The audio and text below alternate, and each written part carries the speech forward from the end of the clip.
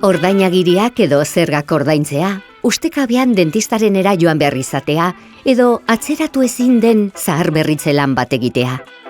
Asko saiatu arren, zenbaitetan, gastuak ustekabean pilatzen zaizkigu, eta gure poltsikoak ikaran jartzen dira eta planak aldatu. Agian ez dakizu, baina horrelako ezustekoetarako online bankaren bidez ordainketak geroratzeko aukera daukazu. Jakin nahi duzu nola?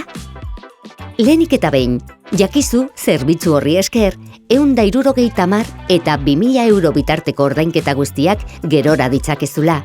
Ordainagiriak, zergak, transferentziak eta txartelarekin egindako erosketak. Oso prozesu erraza da, eta aukeratzen duzun epearen araberako gestio komisioa du. Ordainketa bat geroratzeko, zure online bankan sartu behar duzu aurrena. Barruan zaudela, geroratu nahi duzun ordainketa bila dezakezu, goian eskuinaldean duzun botoian klik eginez. Edo, ordainketa egiteko erabilitako kontura joz zuzenean. Erraz aurkituko duzu, azpian geroratu aukera izango baitu. Ordainketa identifikatutakoan, sakatu geroratu aukeran, eta geroratzearen baldintzak ezartzeko pantailara joango zara.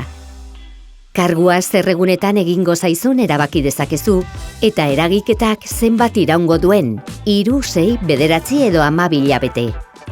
Aukera horietako bakoitzean, eragiketaren interesari buruzko informazioa eta guztizko kostua izango dituzu ikusgai. Behin aukera guztiak hautatutakoan, egin klik jarraitu aukeran, eta eragiketaren laburpen orrialdera joango zara. Han, datu guztiak berrikusi ahal izango dituzu. Datuak zuzenak badira, eragiketa amaitzeko, klik egin beharko duzu zerbitzuaren baldintzei buruzko informazioa duten 3 dokumentuetan.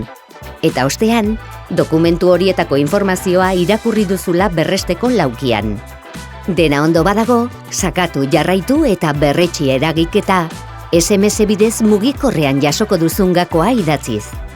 Sakatu jarraitu eta listo! Kezka bat gutxiago eta segi zure planekin.